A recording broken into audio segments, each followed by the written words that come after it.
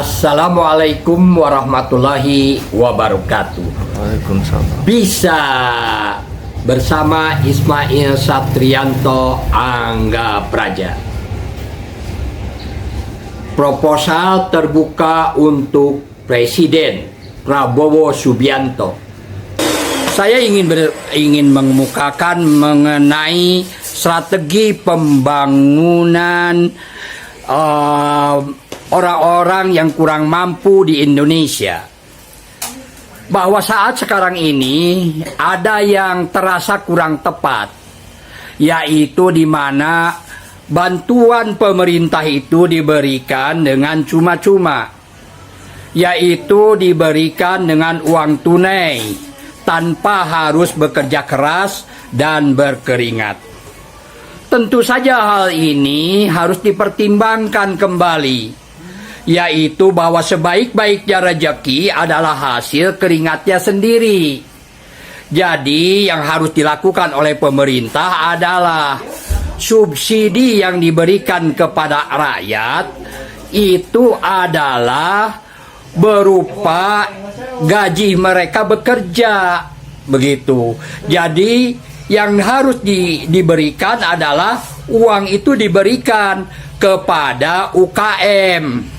Uang diberikan kepada UKM, lalu orang-orang yang kurang mampu itu bekerja di UKM, lalu dia mendapat gaji. Gajinya yaitu subsidi dari pemerintah. Berarti ada dua kemungkinan keuntungan yang didapat. Satu, UKM berkembang. Dua, rakyat telatih bekerja dengan benar.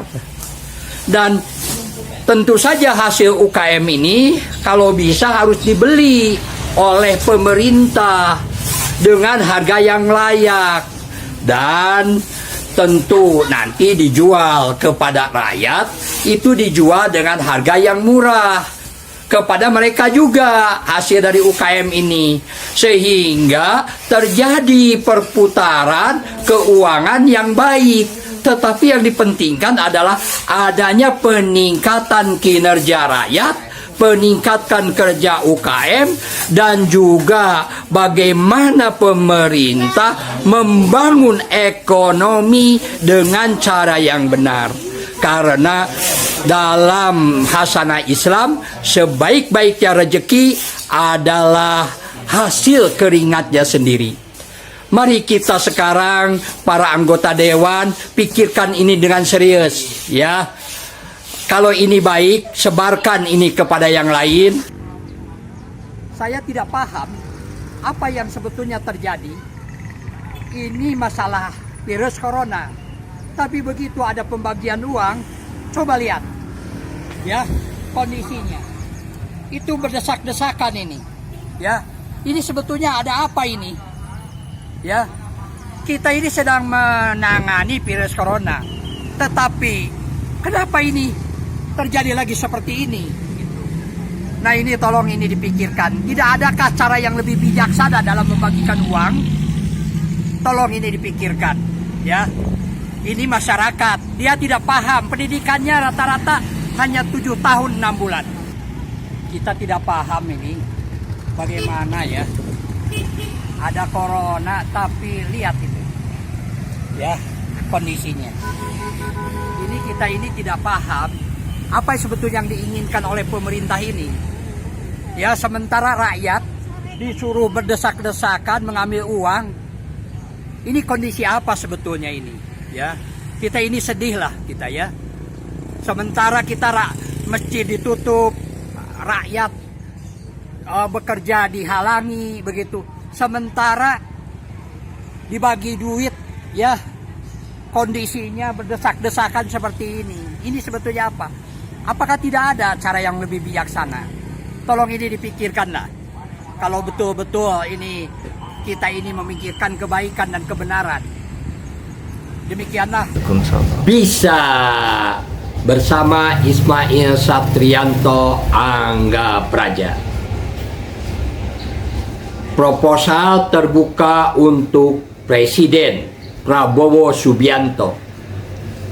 Subsidi kepada rakyat untuk mendapatkan pekerjaan yang layak melalui gaji pekerja UMKM yang disubsidi oleh pemerintah.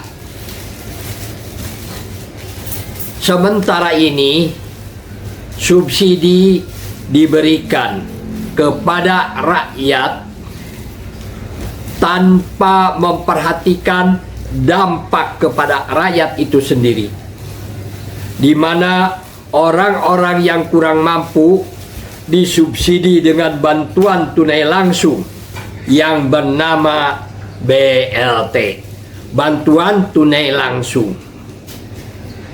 Begitu juga kepada anak-anak yang dimana yang sedang sekolah, itu mereka disubsidi mengenai kartu pintar.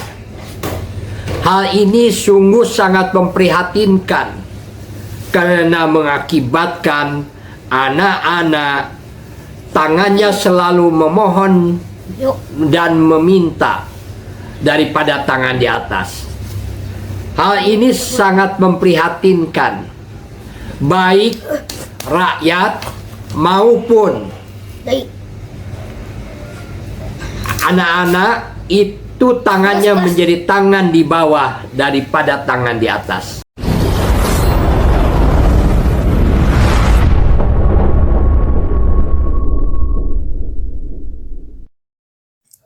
Bisa bersama Ismail Satrianto Angga Praja dari Kabupaten Garut, Jawa Barat, dari Ciucuci Jasarondi Kiluan. Proposal terbuka untuk Presiden Prabowo Subianto. Subsidi kepada rakyat untuk mendapatkan pekerjaan yang layak melalui gaji pekerja UMKM yang disubsidi oleh pemerintah. Proposal usulan ini ditujukan kepada Presiden baru, Bapak Prabowo Subianto. Subsidi program gaji pegawai melalui rekrutmen pegawai baru. Subsidi pemerintah selama ini dalam bentuk uang tunai. Meskipun rakyat itu tidak berkeringat, tetapi rakyat mendapat bantuan uang dari subsidi yang dinyatakan kurang mampu. Seringkali menyebabkan ketergantungan rakyat menjadi miskin dalam jangka panjang. Program ini ditawarkan subsidi gaji kepada karyawan melalui rekrutmen pegawai baru atau magang bekerja, untuk mendorong usaha kecil atau pedagang kaki lima menjadi berkembang lebih besar. Sekaligus usaha kecil tersebut diberi gaji subsidi rekrutmen pegawai baru, menjadi mentor pelatih kerja bagi pemuda, pemudi atau mahasiswa atau rakyat yang belum mendapatkan pekerjaan, sehingga mampu membuka, memperluas lapangan kerja baru. Program ini ditawarkan adalah untuk memberikan penghargaan kepada para usaha kecil atau pedagang kaki lima yang telah berkontribusi sebagai usaha kecil yang bisa bertahan lebih dari 5 atau 6 tahun. Konsisten menjalankan usahanya dalam satu bidang. Maka diharapkan pemerintah dapat memberikan bantuan lanjutan untuk meningkatkan usahanya. melalui penambahan pegawai di usaha kecil tersebut untuk mampu mendorong perkembangan usaha kecil bisa mengembangkan usaha yang lebih besar sekaligus mampu membuka lapangan kerja baru kepada rakyat yang membutuhkan pekerjaan dan menjadi kepanjangan pemerintah untuk mendidik dan melatih rakyat untuk mampu bekerja untuk meningkatkan daya beli masyarakat yang lebih sejahtera. Tujuan akhir adalah diharapkan usaha kecil atau pedagang kaki lima satu dapat terdorong dan termotivasi untuk lebih cepat mengembangkan usahanya karena mendapatkan suntikan subsidi pemerintah berupa uang untuk menggaji pegawai baru yang direkrut. Yang kedua, dapat menjadi teladan dalam bekerja, mengembangkan usahanya sehingga dapat ditiru secara langsung oleh pegawai baru. Yang ketiga, dapat mengembangkan usahanya dengan membuka cabang atau mengembangkan produksi tanpa khawatir mengalami kegagalan karena gaji pegawainya ditanggung oleh pemerintah. Yang keempat adalah dapat menambah pegawai baru jika setelah masa magang bekerja di perusahaan itu selesai. Jika pegawai itu terpakai, dapat langsung direkrut oleh usaha kecil atau pedagang kaki lima untuk menjadi pegawainya atau menjadi mitra kerja usahanya. Tujuan akhirnya adalah diharapkan pegawai magang bekerja yang digaji pemerintah satu, dapat terdorong dan termotivasi untuk mampu bekerja dengan baik sehingga dapat pekerjaan yang layak dan mendapatkan pendapatan dalam jangka panjang. Karena tangan di atas adalah lebih baik daripada tangan di bawah. Yang kedua adalah dapat menjadi teladan dalam bekerja, mengembangkan usahanya sehingga dapat direkrut menjadi pegawai tetap dengan digaji oleh perusahaan tersebut dalam jangka panjang. Dan yang ketiga, dapat belajar mengembangkan usaha seperti usaha kecil atau kaki lima tersebut dengan bermitra dengan usaha kecil dan kaki lima, bisa berupa cabang atau usaha kecil tersebut atau mandiri. Tetapi yang terpenting adalah memiliki mentor usaha yang jelas serta pasar dan produk yang jelas.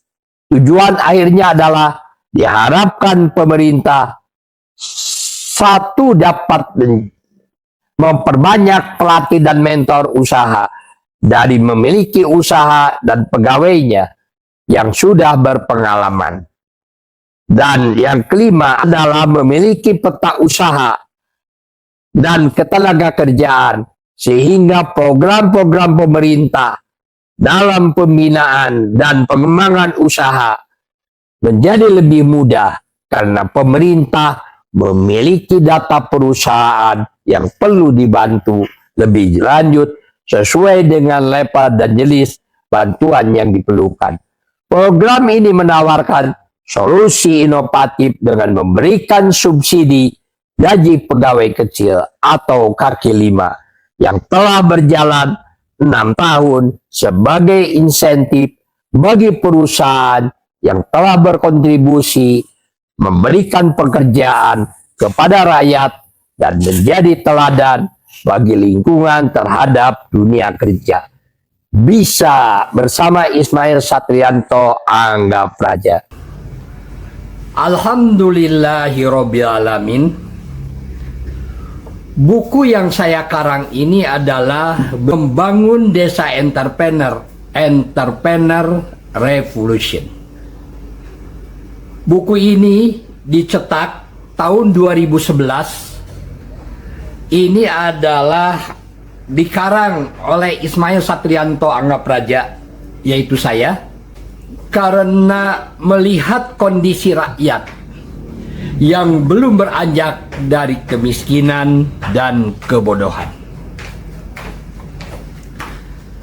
Setiap hari disuguhi pemandangan yang kurang menyenangkan. Anak-anak wanita mengemis di selopan jalan raya di usia 5 tahun sampai dengan 14 tahun. Bahkan dilakukan jam 11 malam dalam hujan gerimis. Para pemuda dan pemudi pada nongkrong di pinggir jalan pada waktu jam-jam yang seharusnya produktif. Berjuta-juta orang Indonesia, baik di kota maupun di desa, membuka warung, membuka lahan pertanian, membuka produksi makanan, dan berbagai usaha. Tetapi mereka belum tumbuh dan berkembang.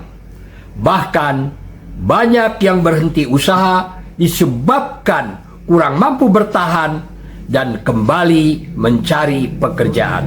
Aset-aset pemerintah yang dibangun megah, tapi kurang produktif. Bahkan menghabiskan anggaran belanja daerah yang seharusnya dinikmati oleh rakyat. Pasar-pasar tradisional kumuh, kurang mampu bertahan, menahan globalisasi ekonomi. Minimarket tingkat nasional tumbuh subur, bahkan sampai ke desa-desa, sampai ke kota-kota kecamatan, tanpa mampu menumbuhkan ekonomi kerakyatan. Produksi desa kurang mampu menembus pasar global. Inti dari semua itu salah satunya adalah jiwa entrepreneur. Kurang memasyarakatkan pada rakyat Indonesia. Saatnya pemerintah Republik Indonesia menumbuhkan kembali para entrepreneur. Karena menciptakan satu pegawai hanya satu saja, manfaatnya dan dengan keluarganya. Tetapi menciptakan satu entrepreneur bisa membuka lapangan pekerjaan 3 orang, 10 orang, bahkan bisa jadi 10.000 orang.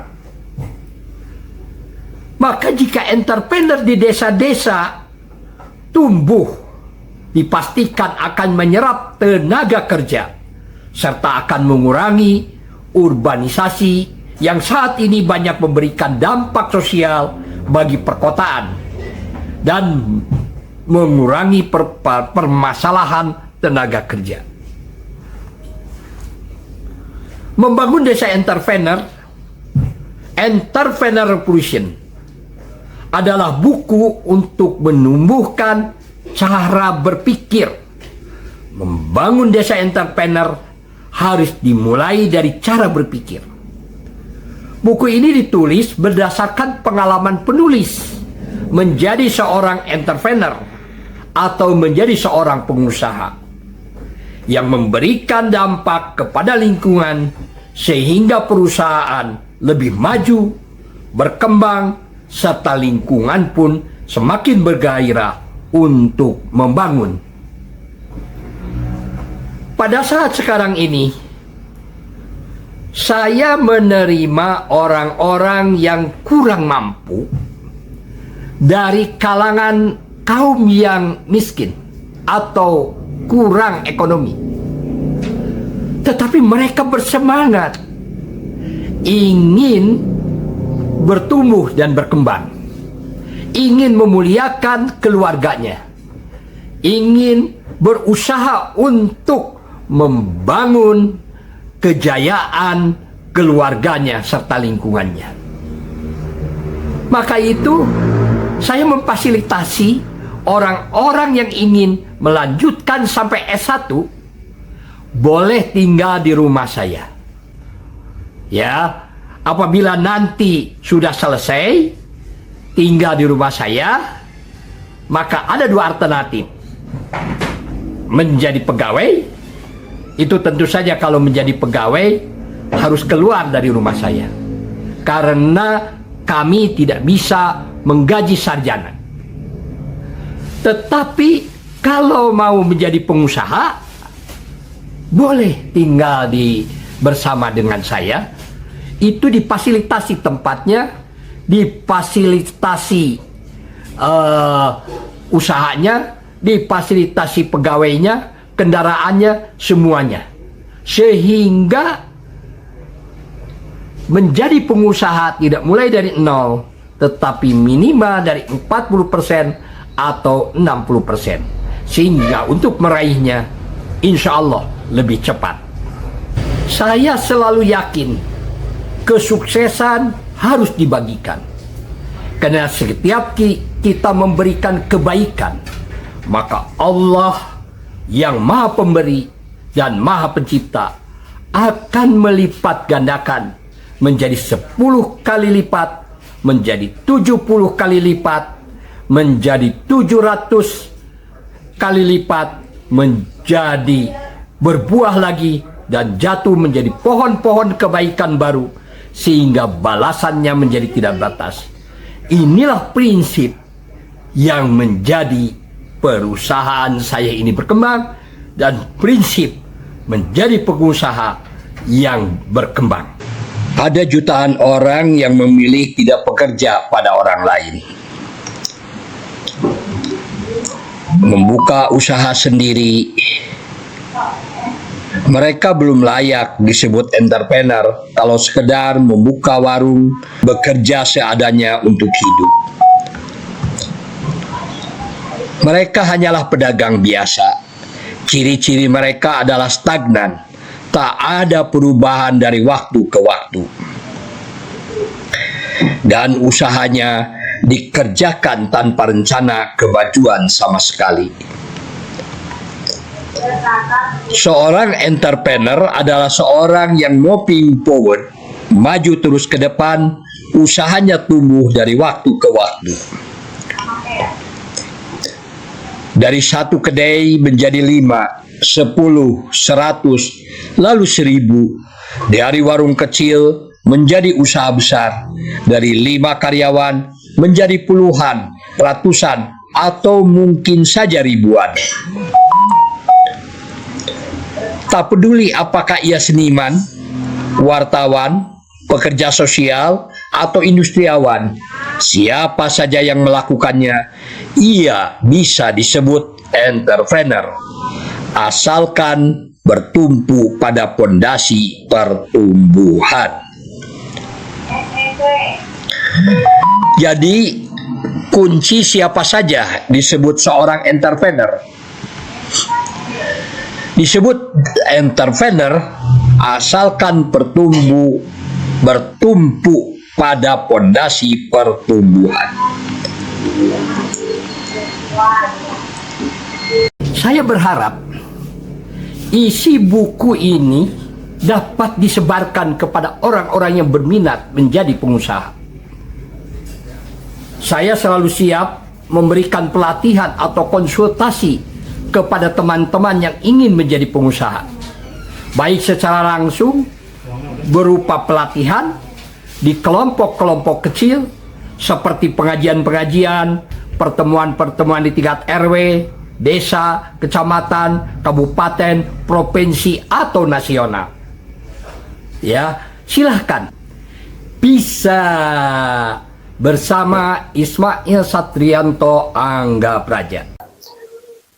Rata-rata ya para pegawai yang ingin berusaha, selalu mereka mengatakan bahwa saya tidak memiliki modal. Dan ditanya, memangnya modal apa kamu? Modal uang katanya. Oh, kalau kamu itu modalnya modal uang, berarti kamu ini pegawai begitu. Jadi belum berubah kepada mindset daripada pengusaha. Jadi pengusaha itu modalnya bukan uang, ya begitu. Seringkali dikatakan modal yang utama itu adalah keberanian. Keberanian. Ya. Kedua, optimis. Optimis. Ya, begitu. Jadi yang pertama adalah bool. Bool. Berani optimis otak orang lain. Berani optimis Otak orang lain. Yang kedua adalah bodol. Bodol. Berani optimis duit orang lain. Berani optimis duit orang lain. Nah, yang ketiga adalah bobol. Bobol. Berani optimis bisnis orang lain. Oke, berani bisnis optimis orang lain. Lalu yang selanjutnya adalah botol. Botol. Berani optimis tenaga orang lain. Berani optimis tenaga orang lain. Boror. Boror. Berani optimis referensi orang lain. Berani optimis referensi orang lain. Oke. Jadi nanti dulu sebentar. Bisa juga nggak paham. Ya, satu-satu dulu. Iya. Jadi manusia itu ada pertimbangan, ada keberanian. Ya. Orang yang pertama ada manusia yang banyak pertimbangan, Ada pertimbangan. dan juga dia tidak punya pertimbangan. Yang pertama itu, yang kedua juga dia tidak berani. Ini manusia pertama. Manusia yang kedua adalah orang yang banyak pertimbangan. Karena banyak pertimbangan, maka otomatis keberaniannya kurang. Yang ketiga adalah berani. Yang ketiga adalah keberaniannya tinggi. Karena keberaniannya tinggi, otomatis pertimbangannya kurang. Yang keempat adalah pertimbangannya banyak, ya. Pertimbangannya banyak, keberaniannya juga besar. Inilah karakter kesempurnaan sebagai seorang pengusaha. Memang keberanian harus banyak, pertimbangan juga harus banyak. Pertimbangan itu kan tergantung ilmu yang dia miliki. Jadi sebaik-baiknya sekolah bagi pengusaha itu ya perusahaannya. Oh iya, iya. Ya, sebaik-baiknya universitas yang sebenarnya adalah perusahaannya. Nah, kalau orang sekarang banyak pertimbangan, keberanian kurang, itu kan akibat orang tua yang salah mendidik itu. Kalau ada orang yang bertengkar, ya, nah, kamu ini harus banyak pertimbangan, jangan mengadakan keberanian. Lebih baik kamu ini mengalah untuk menang, misalnya begitu. Ya akhirnya karena dia mengalah menang, tidak punya pengalaman, jatuh menjadi kalah dan kalah. Ya, ya, ya. Ya. Lalu ada orang yang berani, kamu harus berani.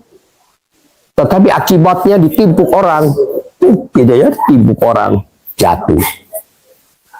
Nah, tetapi orang yang keberaniannya banyak, lalu pertimbangannya kurang, lama-lama dia akan banyak pengalaman. Akhirnya dia akan banyak pertimbangan dan tetap keberaniannya terjaga.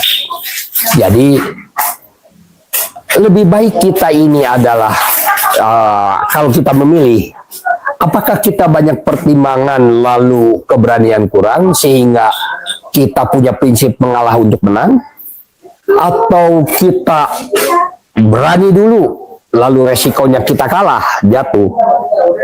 Kita pengusaha itu harus mengambil berani, harus lebih dahulu daripada pertimbangan, sehingga nanti sehingga dia akan memiliki karakter menang dan menang. Jadi yang pertama itu adalah berani. Optimis. Optimis itu dia yakin. Kenapa orang lain bisa kalau kita tidak? Kenapa kalau orang lain itu bisa bertahan, sedangkan kita tidak bisa bertahan? Kenapa orang lain bisa berkembang? Kenapa kita tidak bisa berkembang? Tidak bisa berkembang. Maka orang itu harus optimis, ya. Caranya adalah Ya kita melihat keberhasilan orang. Karena siapa-siapa yang mengetahui orang lain, meskipun dia tidak tahu diri, tapi setengah kemenangan akan didapat. Kenapa setengah kemenangan akan didapat? Karena dia belajar pada orang-orang sukses, belajar pada orang-orang yang berhasil. Begitu, meskipun dia sendiri tidak tahu diri, gitu. Tetapi kebanyakan ini setengah kemenangan sudah didapat. Jadi, ya, yang terpenting itu optimis. Optimis itu kalau diterjemahkan begitu ya, O-nya itu obat, P-nya penyakit, T-nya tidak miskin. Nah, optimis, obat penyakit tidak miskin. Jadi orang-orang optimis itu insya Allah akan terus berkembang dan pikirannya selalu positif, husnudon, baik terhadap Allah. Tapi orang-orang yang pesimis, P-nya itu apa? Penyakit. Si miskin, pesimis, penyakit, si miskin. Pikirannya negatif, maka daya juangnya juga rendah. Dia segala sesuatu dinilai dengan sesuatu yang negatif, sesuatu yang segala lupa. Jadi orang selalu berorientasi kepada kelemahan. Orang-orang yang selalu berusaha melihat terlebih dahulu kelemahannya dan ancaman, tidak kepada peluang dan kekuatan, ya otomatis dia akan pesimis. Begitu. Jadi itu yang pertama ya. Silakan. Oke, jadi harus punya tekad kuat, keberanian. Jangan banyak pertimbangan. Itu yang pertama ya, Pak. Ya, jangan banyak pertimbangan lah. Yang kalau banyak pertimbangan nanti nggak jadi-jadi kita ini. Di sudut kota ini ada tempat yang istimewa. Kecucilah Andre berdiri dengan bangga. Meski kecil tak kenal lelah, hari demi hari selalu ceria. Melalui mesin berputar cepat, pakaian bersih tak lagi memikat. Kecucilah di tempat penuh cinta. Terus tentang yang 5 itu ada botol, ada bool, ada bobol, ada boror, Bodol. begitu ya. Nah ini yang mana dulu nih ya Pak? Yang bool dulu atau yang botol dulu nih? Yang mana saja dulu. Oke, itu bisa dimana aja gitu. Iya, yang jelas bahwa kalau kita bertekad untuk jadi pengusaha, kita tidak harus mengandalkan diri kita sendiri. Tetapi kita harus mengandalkan tenaga orang lain, harus mengandalkan otak orang lain, harus mengandalkan bisnis orang lain, harus mengandalkan tenaga orang lain. Jadi harus mengandalkan referensi orang lain. Jadi seorang pengusaha itu adalah orang yang orientasinya ke eksternal, bukan ke internal. Ke eksternal itu adalah orang yang dimana dia selalu optimis menggunakan orang lain. Ya, maka itu modal yang paling utama adalah dipercaya. Kalau orang sudah dipercaya, ya itu akan mudah kesananya. Tapi kalau orang sudah kepercayaannya kurang, ya kesananya agak sulit juga begitu. Oke. Jadi kita awali dari bawah dulu nih, harus ada jauh nih. Bawah. Orang nggak paham nih. Oke. Bawah itu begini. Bawah itu gini. Otak orang lain. Ya, otak orang lain. Otak orang lain itu kita ini membuka bisnis, tapi kita tidak paham dan tidak mengerti. Kebetulan teman kita ini sudah lama dia bekerja di tukang bakso nih. Oh iya. Oh, kita mau buat bakso nih, atau saya mau buat kopi nih ya. Ini kopi, secangkir kopi ya. Enak ya. Saya mau buat kopi nih. Tapi kita tidak paham kopi. Tapi ada orang yang dimana orang itu sudah bekerja di pabrik kopi. Cuman karena dia bukan mental pengusaha, dia mental pegawai, begitu. Dia itu tidak bisa berbuat apa-apa, meskipun dia memiliki otak kopi, gitu. Maka kita datang silaturahmi kepada orang itu. Mau nggak kita sama-sama kerja dengan kita? Kan dulu saya tahu di sana itu tukang kopi.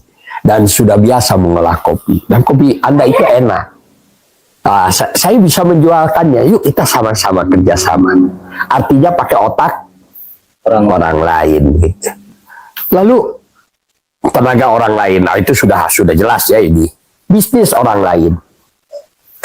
Kita mau bisnis, ya kalau bisa jangan coba-coba dulu lah bisnis itu. Bisnis yang coba-coba namanya coba-coba kan kebanyakan gagal. Bisnis itu yang pasti-pasti saja. Bagaimana caranya? Ya caranya lihat orang lain bisnisnya bisnis apa. Lalu bisnisnya sudah maju di sana. Umpamanya ada orang yang sudah berbisnis mengenai kopi botol, ya, kopi botol. Kan banyak di YouTube itu orang-orang sukses yang sudah menjalani kehidupan itu kan bisnis orang lain. Nah, kalau bisa kita berhubungan dengan mereka dan kita sebaiknya menghubungkan diri menjadi cabangnya begitu. Minimal menjadi penjualnya dulu ya, atau menjadi apanya dulu begitu. Sehingga kita nyambung silaturahminya dengan bisnis orang lain itu. Kita tidak usah gagayaan buat brand sendiri yang aneh-aneh dan sebagainya. Pakai aja brand orang lain ya. Pakai brand banyak kucuci, udah pakai kucuci saja ya. Raja Sate, Abu Akikah Ismail, gunakan Abu Akikah Ismail. Itu bisnis-bisnis orang lain itu yang sudah berjalan itu, insya Allah kalau kita buka bisa jadi lebih maju daripada itunya, lebih yang utamanya. Kenapa? Karena yang utamanya kan udah berpengalaman, ditransfer kepada Anda. Lalu sudah ditransfer kepada Sun-Sun, namanya Sun-Sun kan punya kreativitas yang lebih baik. Ya bisa jadi lebih laku itu Sun-Sun itu daripada yang utamanya. Tetapi menjaga hubungan itu sebaiknya dijaga gitu. Lalu duit orang lain, ya tidak perlu kita ini harus punya duit sendiri.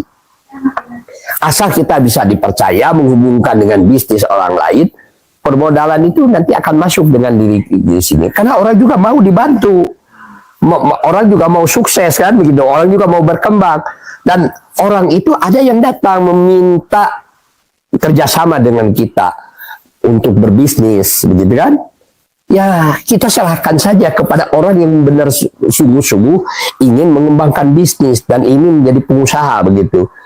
Jadi levelnya kita pengusaha antar pengusaha ya, bukan level dengan pegawai lagi. Ya, kalau dengan pengusaha dan pengusaha itu cepat berkembang karena dia kan sudah biasa mengerjakan pekerjaan yang lain. Lalu kita kerjasama, ya maka itu berani optimis bisnis orang lain.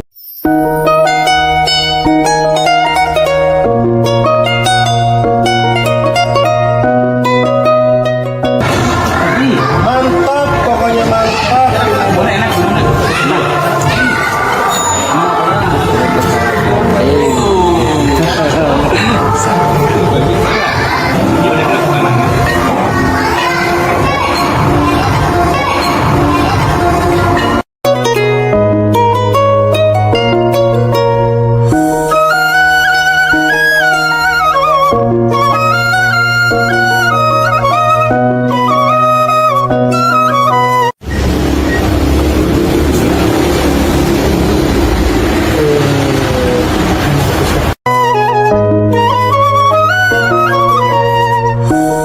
Ini biasanya Pak Ismail, misalkan kalau kita terjun begitu ya, terus kan 50% antara maju atau bangkrut itu.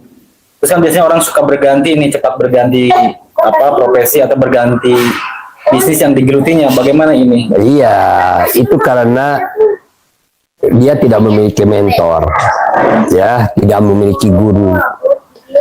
Bisnis itu ya harus konsisten dalam satu bidang. Umpamanya gini, saya mau jualan kopi.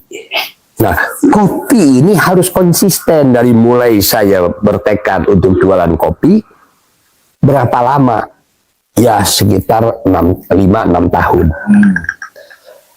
Ya 5-6 tahun. Nah, maka kalau orang bisa bertahan 5-6 tahun, kira-kira mengerjakannya selama 10.000 jam. Ini ilmu umum sebetulnya, ada dalam buku-buku juga sama begitu. Kalau orang mau sukses, orang harus memiliki kemampuan mempelajari sesuatu, berlatih sesuatu selama 10.000 jam. Itu kan ilmu umum sebetulnya. Silakan saja baca itu buku-buku sukses itu ya. Nah, jadi mulai saya membuka bisnis 6 bulan pertama itu biasanya cash flow-nya min. Karena pasar belum terbangun, pengalaman belum banyak dan sebagainya. Kita juga analisis lingkungan juga belum sampai. Jadi 0 sampai 5 bulan pertama, 6 bulan pertama itu biasanya cash flow-nya min. Orang sudah mengatakan, aduh capek nih usaha teh. Ternyata ya usaha teh debabari, ya tidak mudah usaha itu. Kalau begitu saya berhenti saja. Ini kan jadi pegawai lagi ya, begitu. Jadi 0 sampai 5-6 tahun pertama itu cash flow jamin. Dari 6 bulan sampai 12 bulan, sampai 1 tahun, biasanya sudah ada mulai pendapatan. Tapi pendapatannya kecil dibandingkan dengan usaha yang dia lakukan. Ini usaha sudah 6 bulan, usaha sudah 1 tahun, kok hasilnya gini-gini juga, tidak terlihat hasilnya yang menggembirakan. Akhirnya capek ya, kalau capek yang kayak begini mah lebih baik berhenti sajalah begitu ya, membuat usaha itu. Akhirnya kan ada penawaran lain, kembali lagi ke nol, kembali lagi ke nol, kembali lagi ke nol. Harusnya dia bertanya, usaha seperti ini ada yang sukses nggak? Usaha seperti ini ada orang yang kaya tidak? Usaha seperti ini ada orang yang bisa membiayai anaknya, membuat rumah, memiliki mobil, gitu kan? Ada yang seperti itu, berarti kan ada mentor, ada gurunya. Tinggal kita bersilaturahmi saja dengan gurunya, bersilaturahmi saja dengan orang yang memiliki kemampuan itu. Jadi kita harus mampu mengikuti jejak-jejak orang sukses, mengikuti jejak-jejak monyet ketemu monyet, mengikuti jejak-jejak gajah ketemu gajah, mengikuti jejak-jejak orang sukses, insya Allah kesuksesan akan didapat. Jadi lihat dulu orang lain tuh sudah punya bisnis apa, dia bisa kaya begitu. Ya ikuti saja bisnis yang sama dengan dia. Kalau tidak bisnis yang sama dengan dia, tinggal kita menghubungkan saja, mau nggak? Saya jadi salesnya namanya. Saya jadi pegawainya begitu.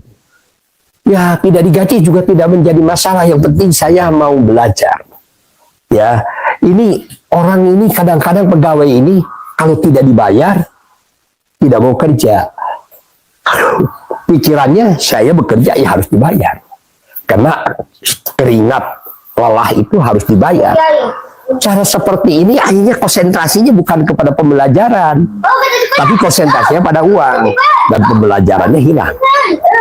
Ya, jadi seharusnya dia, kalau orang lain bisa, kenapa kita tidak bisa? Begitu ya ini. Nah maka itu biasanya sudah 1 tahun orang bubar. Ya bubar, capek ah. Saya tanya, kenapa kamu berhenti itu jualan yang seperti itu? Pak Ismail capek katanya. Orang sudah kerja 1 tahun, ini siang malam, hasilnya tidak sebanding dengan apa yang didapat. Ya, kalau dia teruskan, akhirnya sampailah dia 2 tahun. Nah, kalau sudah 2 tahun, dinamakan pengusaha yang memiliki daya tahan. Biasanya sudah mulai pengusaha itu memahami kunci-kunci sukses itu. Ya, kunci-kunci yang tersembunyi itu sudah terlihat. Ya, ini apa keberhasilannya, kesuksesannya itu. Ya, dia harus memulai Ya, begitu. Ini kan sudah 2 tahun nih. Nah, tetapi dari 2 tahun sampai 6 tahun, ini disebut euforia pengusaha. Euforia pengusaha itu merasa sukses, merasa hebat, merasa bisa, begitu. Padahal dari 2 tahun sampai 6 tahun itu di sana ada sumber konflik itu. Karena duit sudah banyak ya.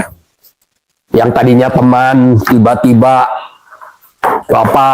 temannya buka sendiri gitu tanpa izin dari kita, atau dia berkhianat mengambil uang kita, atau memasukkan saudara-saudaranya ke dalam, sehingga suasananya menjadi tidak sehat lagi, pembinaannya juga tidak sehat lagi.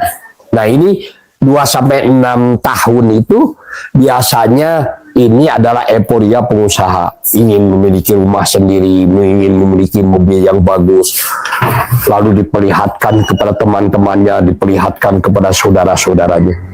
Di sini sumber perceraian itu. Ya, kala dia dipercaya orang oleh bank, dipercaya orang oleh investor, tahu-tahu kurang amanah begitu. Kurang menekuni dari pengembangan usahanya itu, karena merasa sudah sukses ya. Ini agak sombong sedikit biasanya 2-6 tahun. Tapi kalau sudah 6 tahun ke sana, sudah melewati 10.000 jam biasanya, orang sudah jatuh bangun, orang sudah mulai normal, sudah mulai stabil usahanya. Kalau usaha dalam satu bidang itu masih dipertahankan 10 tahun, 10.000 jam ya, 5-6 tahun, kesananya insya Allah itu akan bisa stabil ya, bisa bahkan sampai mati mungkin bersama dengan dirinya. Usahanya tetap saja usaha yang dia geluti itu ya, tidak pindah-pindah dia. Itu yang pertama. Yang kedua, dia sudah bisa menjadi guru, sudah menjadi mentor, kan dia percaya dirinya beda, bisa mengajarkannya pada orang lain, bisa memberikan pepatah sama orang lain. Maka kalau kita mau belajar usaha, punya mentor ya, atau punya guru usaha, cari yang 5-6 tahun yang sudah berjalan. Maka itu biasanya supplier kita ya, yang memasok barang-barang ke tempat kita ini, tanya, ini sudah berapa lama? Kalau sudah lebih dari 5-6 tahun, sudah 7 tahun, bahkan ada yang 15 tahun begitu, jadikan itu guru ya, tempat kita bertanya begitu, bersahabatlah dengan mereka begitu ya. Oke. Jadi itu ya fasenya dari 0 sampai 6 bulan, dari 6 bulan sampai 12 bulan, terus juga fase dari 12 bulan sampai 2 tahun. Dari 2 tahun sampai 6 tahun. 6 tahun. Itu masa rawan ya Pak ya? Ya, 6 tahun sampai 6 tahun itu masa rawan, masa korban perceraian, bisa bercerai, bisa euforia, karena anak-anaknya juga bisa jadi korban itu. Okay. Maka itu harus punya guru itu, justru setelah 2 tahun ke 6 tahun itu harus punya guru yang betul. Kalau dia bisa bertahan di sana, insya Allah kesananya bisa seumur hidup, itu usahanya ada. Okay. Nih Pak Ismail, mungkin Pak Ismail punya contoh ini perusahaan yang bertahan bisa puluhan tahun atau ratusan tahun itu. Iya, kalau saya nonton film Korea ya, Iya. Film Korea itu perusahaan bisa bertahan 600 tahun. Subhanallah, hebat sekali. Iya, zaman Ming ya, itu bisa diwariskan terus gitu ya. Itu hebat itu film Korea itu ya. Saya lihat ini sangat jarang ya. Itu di Korea ya, di Korea itu yang saya tonton itu, sehingga dalam pemecahan masalahnya juga sangat canggih. Karena bagian keuangan itu bagian keuangan itu turun temurun. Buyutnya bagian keuangan, ininya bagian keuangan, sampai kepada anaknya bagian keuangan. Bagian produksi juga turun temurun ya, termasuk direktur ya, ownernya juga turun temurun, sehingga kekeluargaannya juga berbeda ya, kekeluargaannya berbeda, dan bagaimana membangun. Sebetulnya ini yang harus dilakukan oleh umat Islam itu, dimana kalau umat Islam itu membangun perusahaan itu harus berjamaah ya, harus berjamaah dan harus bisa diwariskan, begitu ya. Kalau di kita di sini seperti susu cap bendera ya, itu kan sejak zaman Belanda itu. Lalu perusahaan-perusahaan seperti rokok ya, Jarum gitu, Gudang Garam itu sejak zaman kemerdekaan sudah ada ya. Lalu banyak ini apa namanya perusahaan-perusahaan yang sampai hari ini bisa bertahan begitu ya. Seperti merek odol gitu ya. Itu dulu di kita ini ada merek odol ya, apa pasta gigi itu, sehingga orang kalau yang namanya disikat itu harus pakai odol gitu. Ternyata odol itu perusahaan di Eropa ya, sampai sekarang masih ada itu perusahaan itu yang masih bertahan begitu. Jadi kita tergantung niat kan. Kalau kita ini berdoa kepada Allah kan doanya itu A'udzubillahi minasyaitonirrajim, bismillahirrahmanirrahim. Rabbi habli hukma wa alhiqni bisolihin waj'alli lisana sidqi fil akhirin waj'alni min warasati jannatin naim. Ya Allah, berilah aku ilmu dan masukkan aku ke dalam golongan orang-orang yang berkarya, yang berguna bagi orang lain. Jadi karya itu berguna bagi orang lain. Semakin tinggi ilmu, semakin tinggi kita ini, kita akan semakin soleh. Soleh itu apa? Soleh itu adalah dia melakukan sebuah kegiatan yang berguna bagi orang lain. Maka dia disebut soleh. Jadikan aku buah tutur yang baik. Ya, buah tutur yang baik itu adalah dijadikan sebuah buku seperti ini ya. Ini buku membangun desa entrepreneur revolution begitu ya. Ini menjadi buah tutur yang baik. Isinya apa isinya? Isinya adalah bagaimana kita membangun desa entrepreneur ya. Jadi sebuah revolusi cara berpikir di masyarakat begitu. Saya membuat ini sudah 10.000 ini buku ini ya. Berarti ada buah tutur yang baik bagi generasi-generasi yang akan datang, baik pikiran maupun bisnis begitu.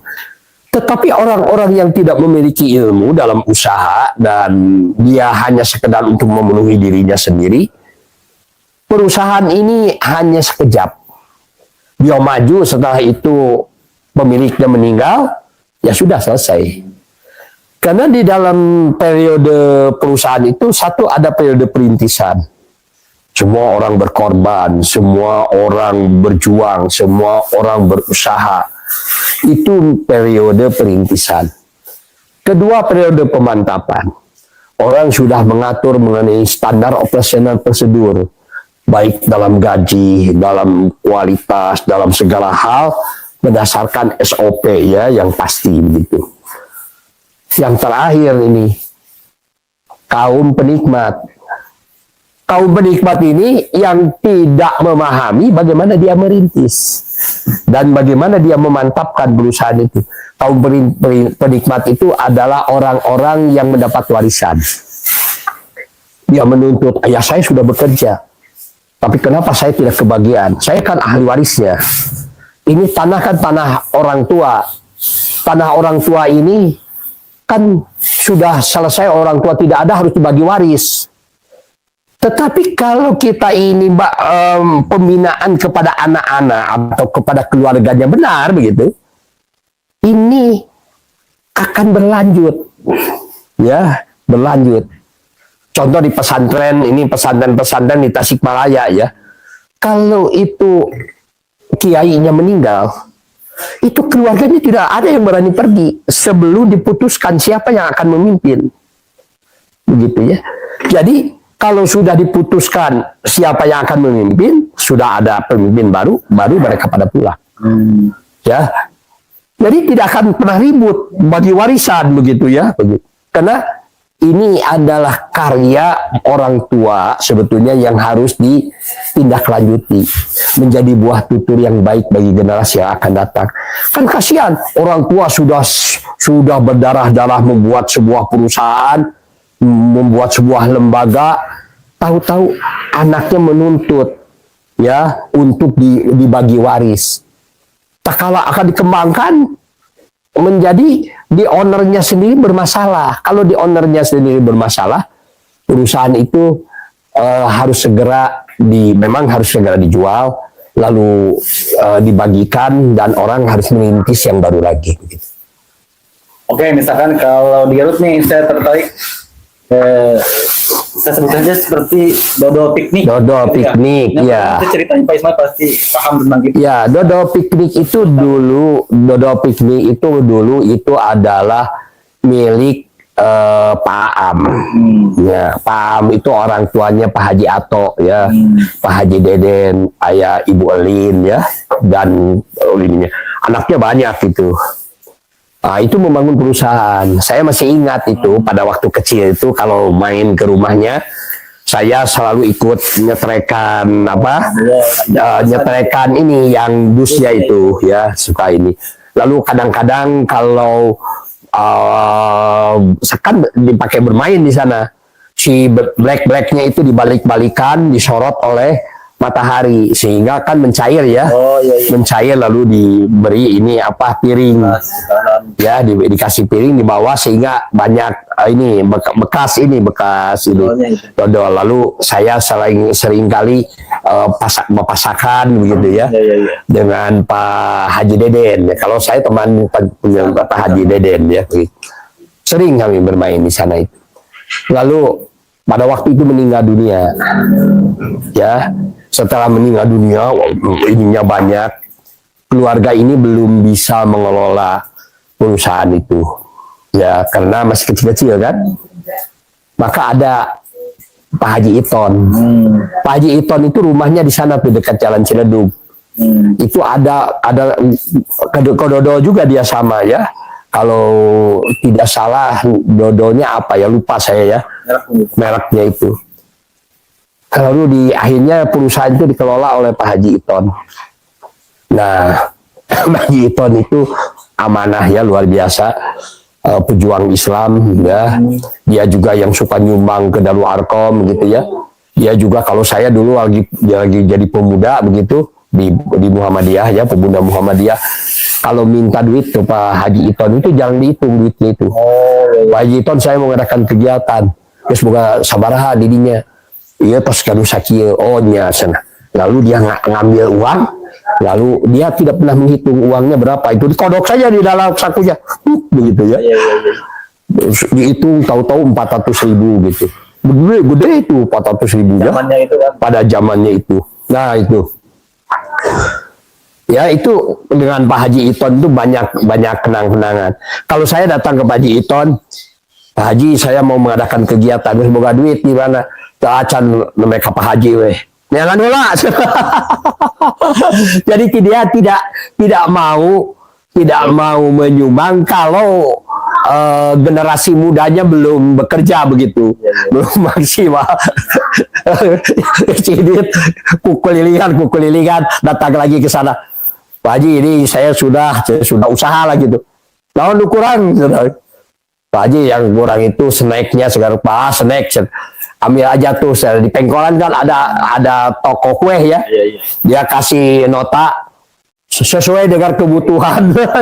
Bukan diberi uang, diberi apa? Nota untuk Kosong gitu, ya, bawa snack sebanyak-banyaknya di sana. Jadi itu. Lalu setelah besar, ya, pindah ke jalan Pasundan. Dia membuat pabrik besar itu namanya di Kebon Kalapa itu, ya. Dia dibeli oleh Pak Haji Iton, lalu dibangunlah di sana pabrik dodol, begitu.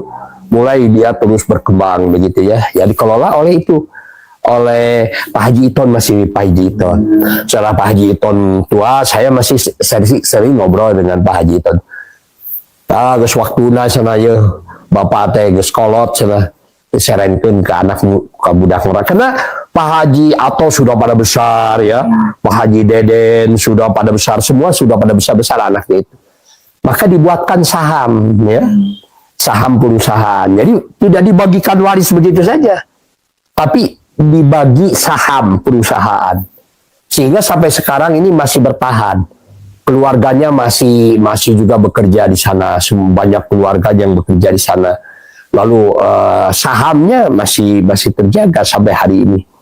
Jadi perusahaan itu adalah perusahaan milik keluarga, sahamnya saham keluarga, ya, yang dimana dia tidak mewariskan tanah dan bangunan, tapi dia mewariskan PT dan sebuah produksi, yang dimana PT dan produksi itu sampai sekarang terus berkembang, ya, membeli tanah di mana-mana begitu, ya, untuk toko dan sebagainya, begitu ini.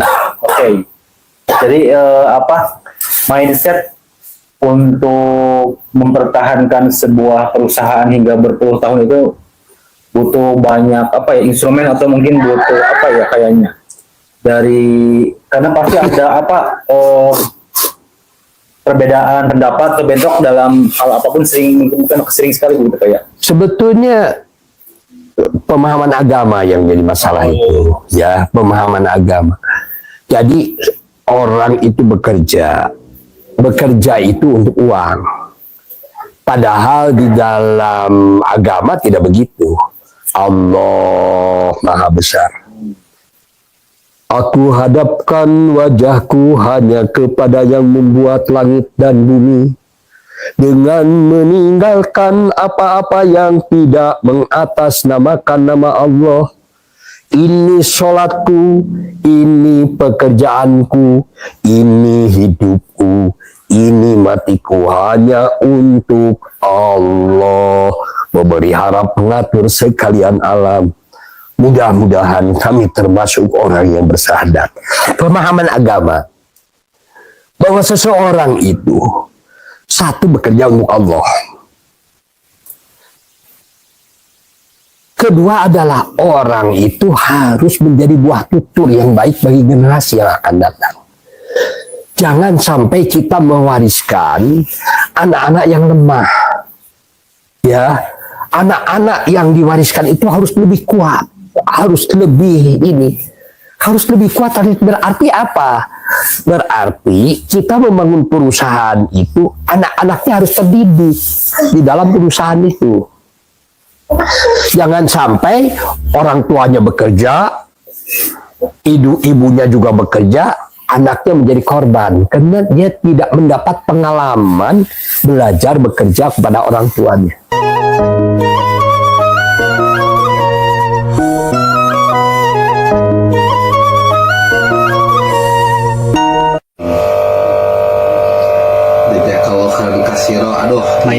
Bayang-bong, gulai kepala kambing, raja sate, pengiriman ketiga.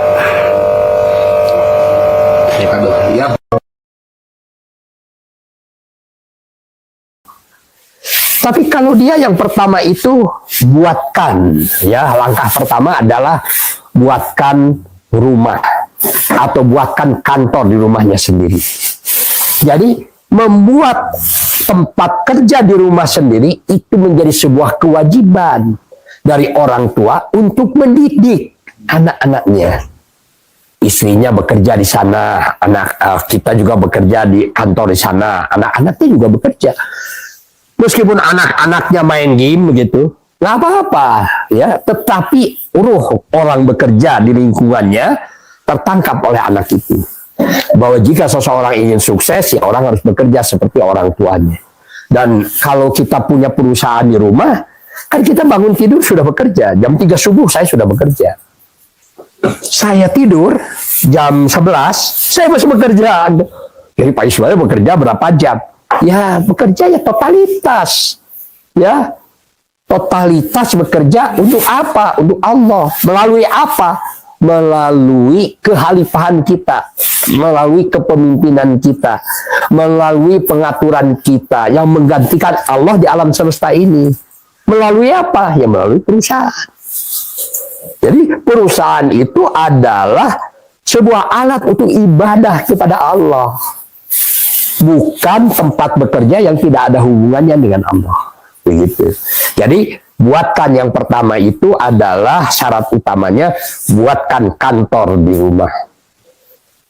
Itu syarat yang pertama.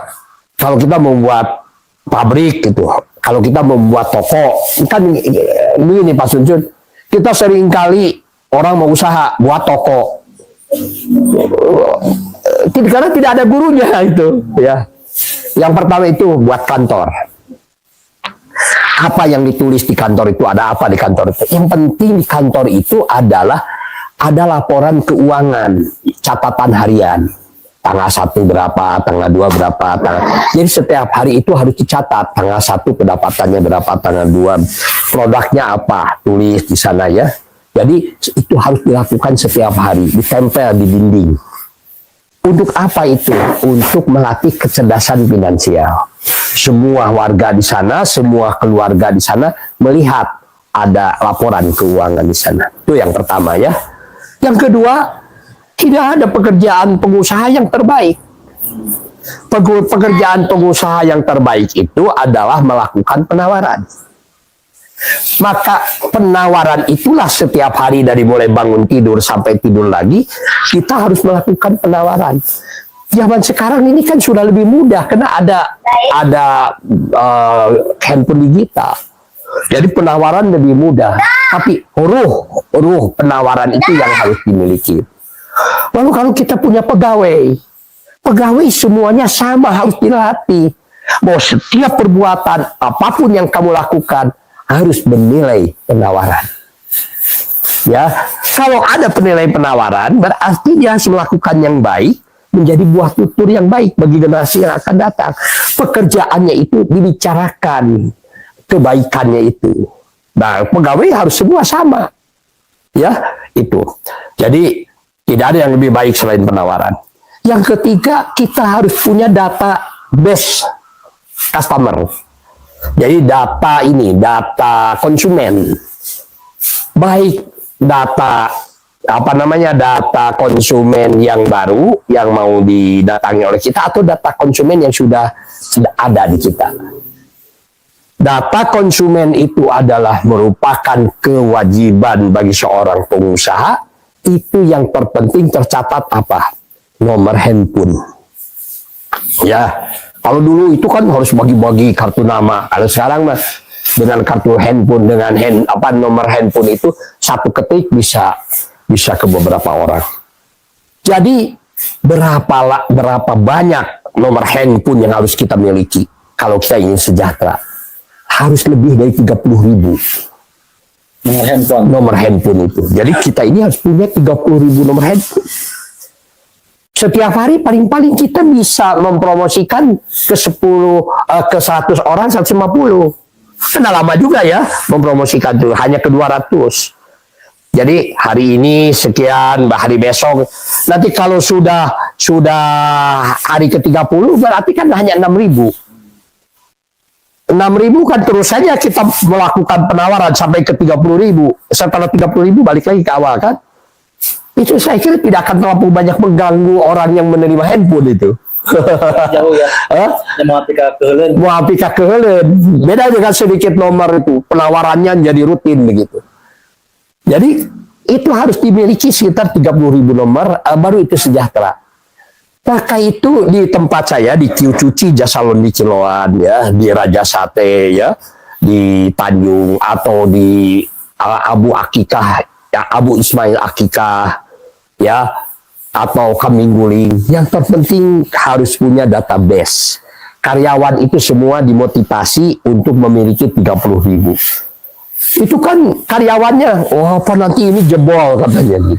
Ya jebol kalau tidak tahu caranya. Caranya harus disimpan di Google Drive. Sehingga kalau handphonenya hilang, nomor handphone itu masih tetap terjaga, ya begitu. Dan disimpan di Google Drive. Karena harus ada caranya, gitu. Kalaupun kita promosi, kita sekali status kan yang nonton itu sekitar 2.700 gitu. 270, 300 per hari. Lumayan lah begitu ya. Sama dengan membagikan kartu nama kan, begitu. Jadi lebih murah sekarang. Jadi miliki database customer. Yang kedua, miliki database supplier.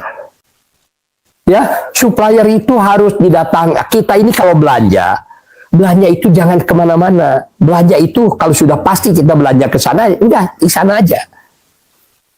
Sehingga kita bisa memiliki hubungan dalam jangka panjang. Ya, seperti saya hubungan dengan orang pasar itu sudah 20 tahun, itu hubungannya sudah seperti keluarga. Kita kalau sakit datang ke rumahnya, ditengok begitu. Kalau kebetulan kita lagi punya waktu, ya datanglah ke rumahnya, ngobrol-ngobrol, silaturahmi gitu. Beda itu, sehingga database supplier itu kita miliki, bukan hanya kita miliki, tapi terjalin sebuah hubungan. Kalau kita minta tolong, ya saya ini mau mengadakan ini, saya tidak ada uangnya, ambil saja Pak Ismail, berapa yang dibutuhkan, gitu kan? Kenapa? Karena dia sudah percaya kepada kita, sudah seperti saudara. Jadi silaturahmi itu akan memperbanyak rezeki dan memperpanjang umur.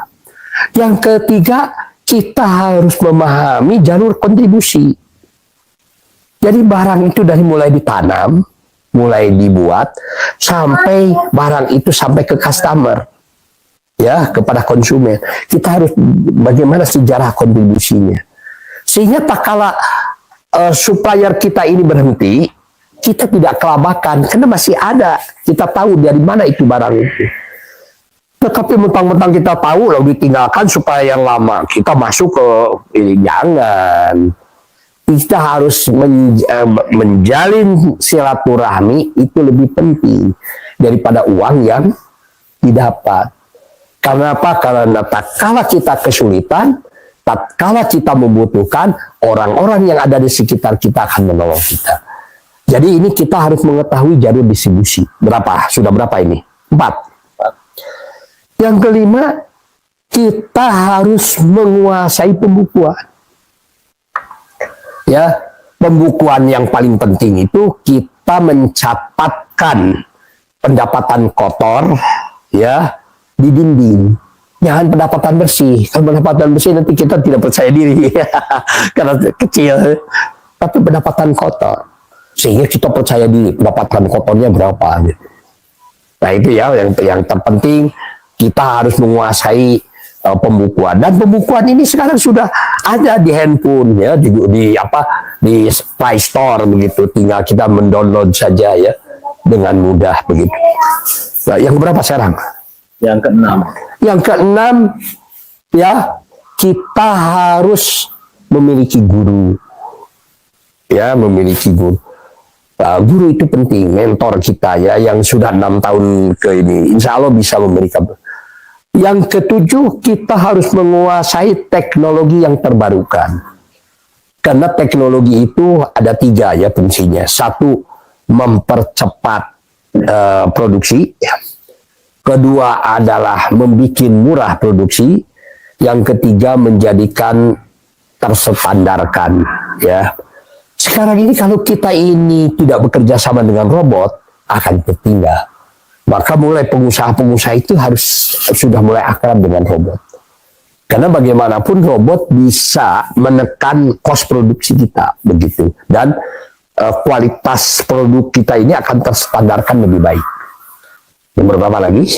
Nomor 8. Nomor 8. Jadi nomor 8 itu adalah kita harus menguasai handphone digital, informasi handphone digital. Jadi semua promosi sudah melakukan handphone digital, dan handphone digital ini harus akrab dengan diri kita.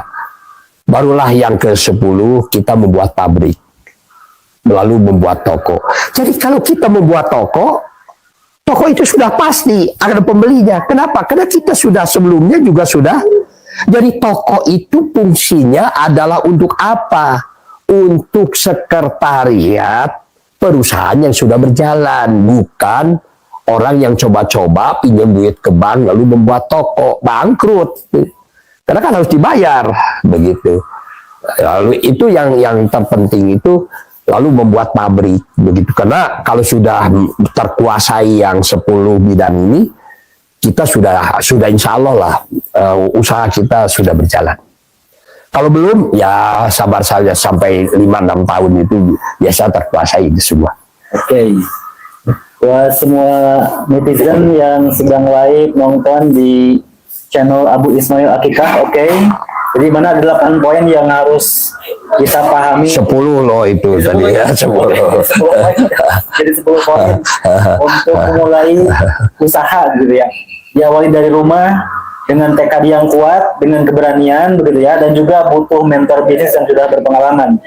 Oke, jadi untuk yang memulai bisnis silakan bisa bisa berkonsultasi dulu sebelum mulai dengan orang yang berpengalaman di bidang bisnis siapapun itu, atau juga bisa datang ke Pak Ismail di sini ya untuk berkonsultasi tentang bisnis supaya menambah keberanian, menambah kemandirian, memulai usaha, dimulai dari rumah. Oke. Ini Ya. kalau seandainya punya majelis taklim ya, punya pengajian begitu ya, boleh mengundang saya ya. Oh, soal Pak Ismail harus bayar, nggak perlu lah, kita kan niatnya juga mau memberi ya, begitu. Diundang saja saya ke ini. Tentu saja pengajian saya beda. Pengajian saya adalah entrepreneur muslim, entrepreneur kewirausahaan Islam begitu. Ilmunya berbeda dengan umum begitu ya. Jadi kalau membutuhkan saya sebagai narasumber, boleh saya diundang gitu. Begitu ya, bisa mengundang dan dengan ikhlas begitu ya, dengan sepenuh hati akan membantu untuk bisa memulai usaha Anda atau bisnis Anda di tempat atau juga di komunitas-komunitas pengajian, grup-grup senam, atau mungkin kelompok-kelompok remaja seperti itu bisa dimulai ya. Atau desa juga boleh. Ya, Ya, desa ini kan seperti ini, membangun desa entrepreneur revolution. Ini sebetulnya kan konsumsinya untuk desa. Untuk desa, ya. Ya. Desa, ya. Bagaimana ini sebuah desa diciptakan untuk membangun kesejahteraan bagi warganya. Silahkan bagi kepala desa begitu, bagi parurah atau orang-orang yang berada di desa, kalau mau mengundang saya juga boleh-boleh saja. Oke.